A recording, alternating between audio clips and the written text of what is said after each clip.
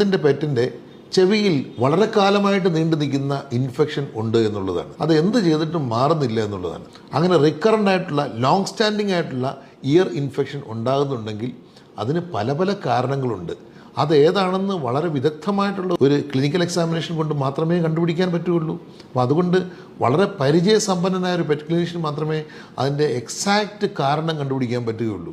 അതൊരുപക്ഷെ primary ear infection ആയിരിക്കാം, അല്ലെങ്കിൽ secondary ear infection ആയിരിക്കാം. ഇയർ ഇൻഫെക്ഷൻ അങ്ങനെ രണ്ടായിട്ട് തിരിക്കാറുണ്ട്, primary infection and secondary infection. Primary ear infection എന്ന് പറഞ്ഞാൽ കുളിപ്പിക്കുമ്പോൾ ചെവിക്കകത്ത് വെള്ളം കയറിയിട്ടുണ്ടാകുന്ന ഇൻഫെക്ഷൻ. അത് ഉണ്ടാകുന്ന പഴുപ്പിനെ കൾച്ചർ ചെയ്ത് നോക്കിക്കഴിഞ്ഞാൽ ഏത് ബാക്ടീരിയയാണെന്ന് കണ്ടുപിടിച്ച് കൃത്യമായിട്ടുള്ള ആൻറ്റിബയോട്ടിക് കൊണ്ട് ചികിത്സിച്ച് മാറ്റാൻ സാധിക്കുന്നതാണ്.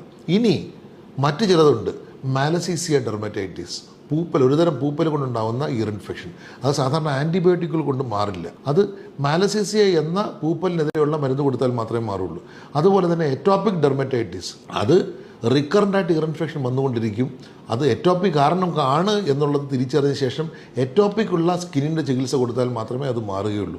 അപ്പം എന്ത് തരം ഇൻഫെക്ഷൻ അല്ലെങ്കിൽ എന്ത് തരം ഇഷ്യൂ കൊണ്ടാണ് ക്രോണിക് ഇയർ ഇൻഫെക്ഷൻ ഉണ്ടായത് എന്ന് കൃത്യമായിട്ട് മനസ്സിലാക്കിയിട്ട് വേണം ഇയർ ഇൻഫെക്ഷനെ ചികിത്സിക്കാൻ.